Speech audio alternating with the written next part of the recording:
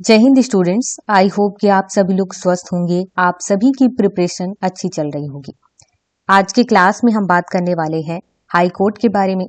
इससे पहले के क्लास में हमने सुप्रीम कोर्ट के बारे में बात किया था। सुप्रीम कोर्ट और हाई कोर्ट इन दोनों के बीच काफी सारी चीजों में कॉमन चीजें हैं। जिन लोगों ने सुप्रीम कोर्ट से रिलेटेड क्लास को अटेंड किया है उनको हाई कोर्ट से रिलेटेड इस क्लास को समझने में काफी आसानी होगी। आज के क्लास में हाई कोर्ट से रिलेटेड जितनी भी चीजें बताई जाएंगी वो आपके स्कूल, कॉलेज, इसके अलावा civil service exam, PCS exam सभी के लिए काम आएंगी। चलिए क्लास स्टार्ट करते हैं। भारत की एकल समेकित न्यायिक व्यवस्था में उच्च न्यायालय उच्चतम न्यायालय से मतलब सुप्रीम कोर्ट से नीचे है, लेकिन अपने अधीनस्थ न्यायालयों के ऊपर कार्य करता है।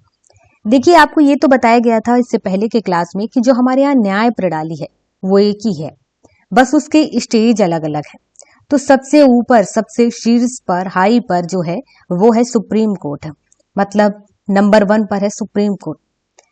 इसके बाद स्टेट लेवल पर देखा जाए तो वो है हाई कोर्ट जो कि दूसरे नंबर पर है, और इसके बाद जितने भी अधीनस्थ न्यायालय हैं या सुबोर्डिनेट जो न्यायालय हैं वो काम कर रहे हैं।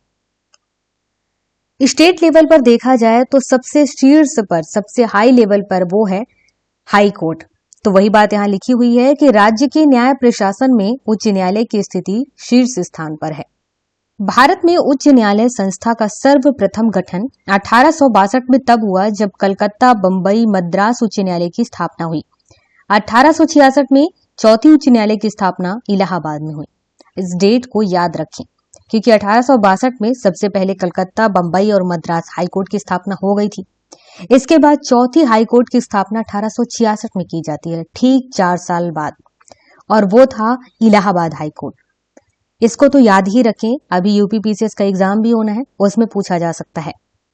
नेक्स्ट पॉइंट है कि संसद एक उच्च न्यायालय के न्यायिक क्षेत्र का विस्तार किसी संघ राज्य क्षेत्र में कर सकती है अथवा किसी संघ राज्य क्षेत्र को एक उच्च न्यायालय के न्यायिक क्षेत्र से बाहर कर सकती है।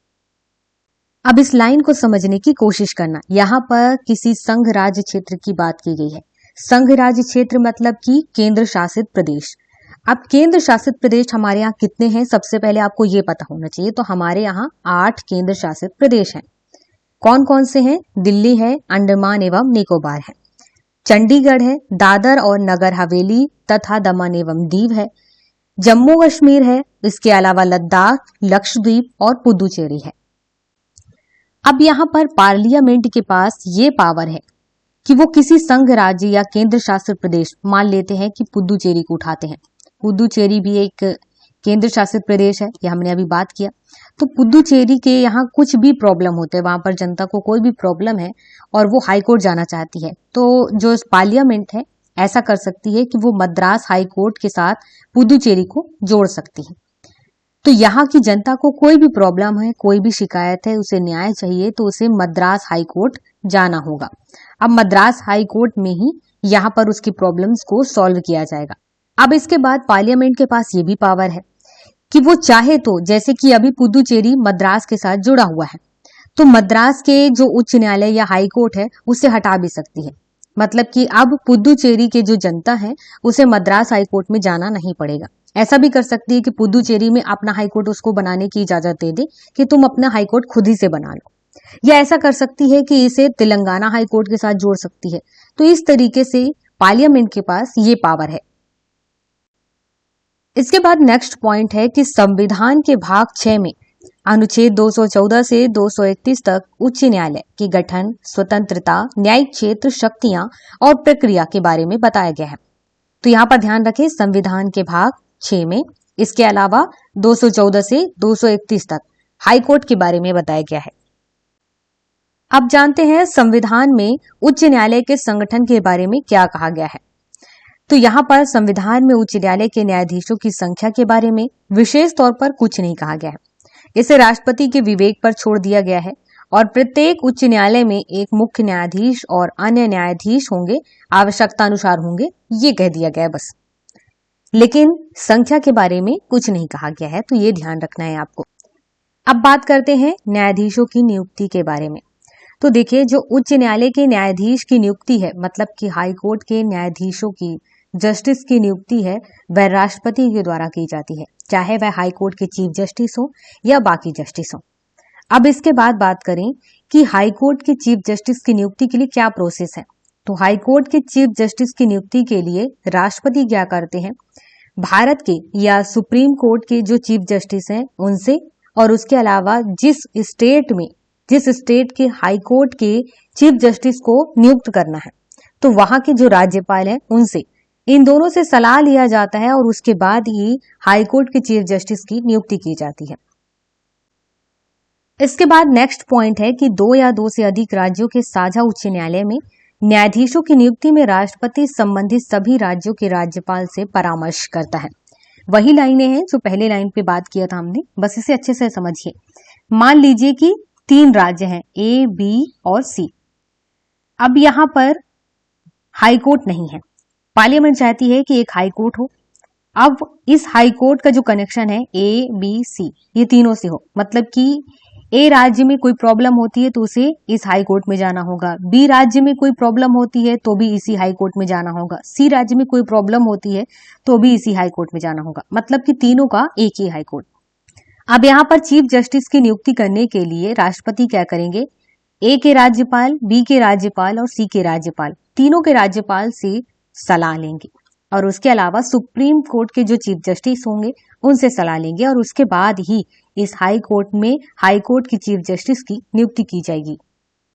अब बात करते हैं हाई कोर्ट के न्यायाधीश बनने के लिए आप में क्या एलिजिबिलिटी होनी चाहिए। सबसे पहला कि वह भारत का नागरिक हो, ये तो इंपॉर्टेंट है। दूसरा है कि उसे भारत के न्यायिक कार्य में 10 वर्ष का अनुभव हो या फिर उच्च न्यायालय में लगातार 10 वर्षों तक अधिवक्ता रह चुका हो, मतलब कि इन दोनों में से कोई एक चीज होना चाहिए। या तो 10 वर्ष तक किसी भी न्यायालय में वह जज के रूप में काम किए हुए हों, या दूसरा कि कोई भी हाई कोर्ट में लगातार वो 10 वर्षों तक वकील बनकर के काम किए हुए हों। इसके बाद एक इंपॉर्टेंट पॉइंट है जो नोट कर लें कि संविधान में उच्च न्यायालय के न्यायाधीश की नियुक्ति के लिए कोई न्यूनतम आयु सीमा निर्धारित नहीं की गई है, मतलब कि मिनिमम एज क्या होनी चाहिए ये नहीं बताया गया है। इसके बाद शपथ और प्रतिज्ञान के बारे में भी बात कर लेते हैं। तो जिस भी व्यक्ति को उच्च न्यायालय का न्यायाधीश नियुक्त किया गया है या नियुक्त करने वाले हैं तो उसे पद संभालने से पहले राज्य के राज्यपाल या फिर राज्यपाल के द्वारा कोई ऐसा व्यक्ति नियुक्त किया गया है उसके सामने शपथ या प्रतिज्ञान करना होगा। क्वेश्चन पूछा जाता है इससे, तो इसलिए आपको याद होना चाहिए कि हाई कोर्ट के जब चीफ जस्टिस या बाकी न्यायाधीश को जब नियुक्त किया जाता है तो सबसे पहले राज्यपाल उन्हें शपथ दिलाते हैं। अब बात करते हैं न्यायाधीश के कार्यकाल के बारे में। देखिए, संविधान में उच्च न्यायालय के जो न्यायाधीश हैं, जज हैं, उनके कार्यकाल के बारे में नहीं बताया गया है, लेकिन एक 4 उपबंध हैं जिनको लगातार फॉलो किया जा रहा है। वो है कि जो न्यायाधीश हैं, जज हैं, वो 62 वर्ष की आयु तक, एज तक उस पद पर काम कर सकते हैं। दूसरा है कि राष्ट्रपति को त्यागपत्र दे देते हैं तो भी हट जाएंगे। इसके बाद तीसरा है कि जब पार्लियामेंट ये सिफारिश करता है कि जो प्रेसिडेंट है उसे पद से हटा दें तो यहाँ पर तब भी किसी जस्टिस को हटा दिया जाएगा। इसके अलावा जो उनकी नियुक्ति है उच्चतम न्यायालय में न्यायाधीश के रूप में हो जाने पर या फिर उसका किसी दूसरे उच्च न्यायालय में स्थानांतरण हो जाने पर, मतलब ट्रांसफर हो जाने पर, वह पद छोड़ सकता है या छोड़ देता है। अब बात करते हैं कि न्यायाधीशों को किस प्रकार से, किस प्रक्रिया से हटाया जा सकता है। तो एक इंपॉर्टेंट चीज यहाँ पर फॉलो रखना, किसी भी न्यायाधीश को हटाने के लिए महाअभियोग प्रक्रिया ही लाई जाएगी। ये मोस्ट इंपॉर्टेंट है। देखिए, उच्च न्यायालय के न्यायाधीश को राष्ट्रपति के आदेश से पद से हटाया जा सकता है, लेकिन इसका मतलब ये नहीं कि राष्ट्रपति आदेश जारी किया और हट गए। यहाँ पर महाभियोग प्रक्रिया लाई जाएगी। राष्ट्रपति न्यायाधीश को हटाने का आदेश संसद द्वारा उसी सत्र में पारित प्रस्ताव के आधार पर ही जारी कर सकता है, ये कर सकते हैं। उच्चतम न्यायालय के न्यायाधीश की तरह ही उच्च न्यायालय के न्यायाधीश को उसी प्रक्रिया और आधार पर हटाया जा सकता है। मतलब ये है कि जैसे सुप्रीम कोर्ट के जो न्यायाधीश हैं, जज हैं, जिस प्रक्रिया से और जिस आधार पर हटाया जाता है, जिस प्रोसेस से हटाया जाता है, जिस बेस पर हटाया जाता है, वही हाई कोर्ट के जस्टिस को भी हटाने के लिए वही प्रोसेस फॉलो किया जाएगा। ये इंपॉर्टेंट है। और दूसरी इंपॉर्टेंट बात यह है कि राष्ट्रपति अपने मन मुताबिक नहीं हटाएंगे। संसद जिस सत्र में है उसी सत्र में ये संबोधित करेंगे कि हाई कोर्ट के इस जस्टिस को हटाना है, महाभियोग प्रक्रिया लाई जाएगी, तो जाकर के फिर राष्ट्रपति आदेश देंगे कि ठीक है, अब यहाँ पर हाई कोर्ट के इस जस्टिस को हटाना है, तब जाकर के वो आदेश जारी करेंगे। एक इंपॉर्टेंट चीज और यहाँ पर ध्यान देना कि अब तक उच्च न्यायालय के किसी न्यायाधीश पर महाअभियोग प्रक्रिया नहीं लाई गई है। ये काफी इंपॉर्टेंट है। अब बात करते हैं वेतन और भत्तों के बारे में। देखिए, जो हाई कोर्ट के न्यायाधीश के वेतन है, भत्ते हैं, सुविधाएं हैं, अवकाश और पेंशन है, इनको समय समय पर संसद द्वारा निर्धारित किया जाता है। ध्यान रखना, संसद के द्वारा किया जाता है, विधानसभा मत लगा लेना। उनकी नियुक्ति के बाद सिवाय वित्तीय आपातकाल के उनमें कोई कमी नहीं की जा सकती है। मतलब कि जब तक वित्तीय इमरजेंसी नहीं लग जाता तब तक इनके वेतन भत्ते या इनकी प्रक्रिया में कुछ बदलाव नहीं किया जा सकता है। इसके बाद न्यायाधीशों के स्थानांतरण या ट्रांसफर के बारे में बात करते हैं। तो भारत के मुख्य न्यायाधीश से परामर्श के बाद राष्ट्रपति एक न्यायाधीश का स्थानांतरण एक उच्च न्यायालय से दूसरे उच्च न्यायालय में कर सकता है। मतलब कि सुप्रीम कोर्ट के जो चीफ जस्टिस हैं उनसे परामर्श लिया गया, सलाह लिया गया, और फिर राष्ट्रपति क्या करते हैं, मान लेते हैं कि बिहार में जो चीफ जस्टिस हैं या बाकी जस्टिस हैं उनका ट्रांसफर करना चाहते हैं, तो उनका ट्रांसफर करके यहाँ यूपी में पहुंचा दिए, तो यहाँ पर ये काम राष्ट्रपति का होता है। लेकिन सुप्रीम कोर्ट के चीफ जस्टिस से यहाँ पर उनको सलाह लेना होगा। अब बात करते हैं कार्यकारी मुख्य न्यायाधीश की। कार्यकारी का मतलब होता है कि कुछ वक्त के लिए किसी को मुख्य न्यायाधीश के रूप में नियुक्त करना। तो देखिए, राष्ट्रपति के पास यह पावर है कि किसी भी हाई कोर्ट के जो न्यायाधीश हैं उनको कुछ समय के लिए कार्यकारी मुख्य न्यायाधीश के रूप में नियुक्त कर सकते हैं। पर वो क्या सिचुएशन हो सकता है? सबसे पहला कि जो हाई कोर्ट के मुख्य न्यायाधीश का, चीफ जस्टिस का जो पद है, अगर वो खाली है, तब किसी हाई कोर्ट के जस्टिस को मुख्य न्यायाधीश के रूप में नियुक्त कर सकते हैं। या फिर उच्च न्यायालय का जो मुख्य न्यायाधीश है वह अस्थायी रूप से अनुपस्थित हो, मतलब कि वो उपस्थित ही नहीं हो, तब किसी दूसरे को या किसी दूसरे हाई कोर्ट के या उसी हाई कोर्ट के जो न्यायाधीश हैं, बाकी न्यायाधीश हैं, उनमें से किसी एक को चुन करके कुछ वक्त के लिए उन्हें चीफ जस्टिस बनाया जा सकता है या चीफ जस्टिस के पद पर काम करने के लिए कहा जा सकता है।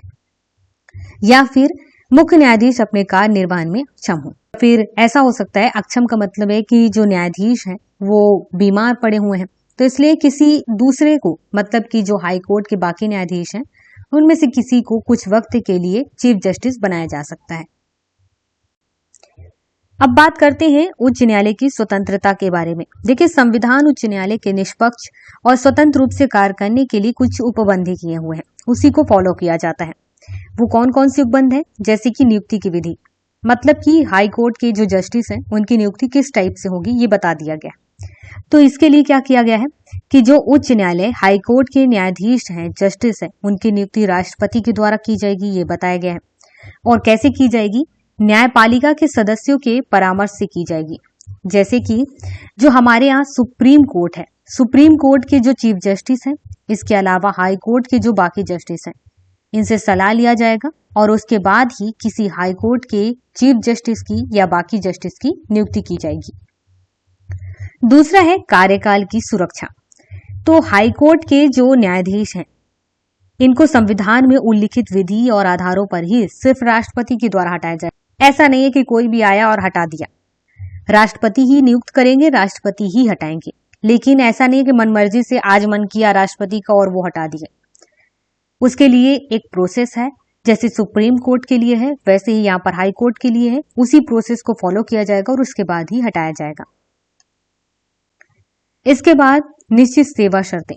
उच्च न्यायालय या हाई कोर्ट के न्यायाधीशों की सेवा शर्तें उसके कार्यकाल तक यथावत रहती हैं। मतलब कि पार्लियामेंट के पास ये पावर तो है कि वो सेवा शर्तों में बदलाव कर सकती है, लेकिन उस वक्त नहीं कर सकती है या फिर उन न्यायाधीश के लिए नहीं कर सकती है जब वो कार्यकाल में है। आने वाले जो अगले न्यायाधीश होंगे उनके लिए कर सकते हैं। तो यही पर यहाँ पर बताया गया है। इसके बाद है संचित निधि से व्यय। देखिए, जो स्टाफ के वेतन है, भत्ते हैं, पेंशन है, उच्च न्यायालय के जो प्रशासनिक खर्चा है, इसको राज्य की जो संचित निधि है उससे दिया जाता है। लेकिन एक इंपॉर्टेंट चीज ये है कि जो हाई कोर्ट के न्यायाधीश हैं, जज हैं, इनका जो पेंशन है वो भारत की संचित निधि से दिया जाता है, ना कि स्टेट के संचित निधि से। ये इंपॉर्टेंट है, ध्यान रखिए। इसके बाद है न्यायाधीशों के आचरण पर बहस नहीं हो सकती। देखिए, संसद में महाभियोग प्रस्ताव के अलावा उच्च न्यायालय के न्यायाधीश के आचरण पर संसद और राज्य विधानमंडल पर चर्चा पर प्रतिबंध है। बताया गया था ना कि यहाँ पर क्या है कि संसद हो चाहे राज्य के विधानमंडल हो, यहाँ पर केवल तभी चर्चा की जा सकती है किसी भी न्यायाधीश के आचरण के बारे में, उनके काम के बारे में, जब उन्हें हटाया जाना हो, महाभियोग प्रक्रिया लाया जाना हो, उसके अलावा नहीं की जा सकती है। ये संविधान में कह दिया गया है। इसके बाद सेवानिवृत्ति के बाद वकालत पर रोक। देखिए, हाईकोर्ट का न्यायाधीश सेवानिवृत्ति के बाद भारत में उच्चतम न्यायालय या अन्य न्यायालय के अलावा किसी भी न्यायालय में अथवा प्राधिकारी के सामने बहस या कार्य नहीं कर सकता है। इसका मतलब है कि कोई हाईकोर्ट है, वहां के जो जस्टिस हैं वो रिटायर्ड हो गए हैं, तो उसके अलावा वो क्या करेंगे, कहाँ काम कर सकते हैं, सुप्रीम कोर्ट में काम कर सकते हैं या दूसरे हाई कोर्ट में काम कर सकते हैं। उसके अलावा और कहीं पर काम नहीं कर सकते हैं, उनके काम पर प्रतिबंध है। इसके बाद अपनी अवमानना पर दंड देने की शक्ति। उच्च न्यायालय किसी भी व्यक्ति को अपनी अवमानना के लिए दंड दे सकता है। इसका मतलब ये कि हाईकोर्ट ने अगर कोई आदेश जारी किया है कि आपको ये काम करना है और इस तरीके से करना है, और उस यूनिटी ने, उस इकाई ने या फिर उस व्यक्ति ने उसे वैसा ही फॉलो नहीं किया है, तो यहाँ पर हाई कोर्ट अपनी अवमानना पर दंड दे सकता है। इसके बाद अपना स्टाफ नियुक्त करने की स्वतंत्रता। देखिए, बिना कार्यपालिका के हस्तक्षेप के हाई कोर्ट का मुख्य न्यायाधीश अपने अधिकारियों और कर्मचारियों की नियुक्ति कर सकता है, उनकी सेवा शर्तें तय कर सकता है। मतलब यहाँ पर कार्यपालिका का हस्तक्षेप नहीं है। यहाँ पर हाई कोर्ट के जो चीफ जस्टिस हैं वो अपने हिसाब से नियम कानून बना सकते हैं, अपने हिसाब से ऑफिसर्स की, कर्मचारियों की नियुक्ति कर सकते हैं। इसके बाद इसकी न्याय क्षेत्र में कटौती नहीं की जा सकती। उच्च न्यायालय के न्यायिक क्षेत्र या न्यायिक शक्तियों में ना तो संसद द्वारा या ना राज्य विधानमंडल द्वारा कटौती की जा सकती है। कार्यपालिका से पृथक संविधान राज्यों को निर्देशित करता है कि लोक सेवाओं में न्यायपालिका को कार्यपालिका से अलग रखने के लिए कदम उठाए जाए। वैसे तो हमारे यहाँ राज्य के नीति निदेशक तत्व में भी ये कहा गया है। इसके अलावा उच्च न्यायालय की कुछ शक्तियां और क्षेत्राधिकार है। इन पॉइंट को याद रखें। प्रारंभिक क्षेत्राधिकार, न्यायाधीश क्षेत्राधिकार, अपीलीय क्षेत्राधिकार, पर्यवेक्षक क्षेत्राधिकार, अभिलेखों का न्यायालय, न्यायिक समीक्षा की शक्ति और अन्य शक्तियां। इसमें लगभग वो सभी चीजें जो बताई गई हैं वो सुप्रीम कोर्ट में भी है, वही चीज यहाँ पर हाई कोर्ट में भी है। तो यहाँ पर इसके डिटेल के बारे में अभी हम बात नहीं करेंगे, नेक्स्ट वीडियो में कभी हम इसे डिटेल में बात करेंगे। तो यहाँ पर हाई कोर्ट से रिलेटेड लगभग सभी इंपॉर्टेंट पॉइंट कंप्लीट हो चुका है। अगर इससे रिलेटेड अगर कोई कंफ्यूजन हो तो आप हमें कमेंट बॉक्स में कमेंट करके बताएं।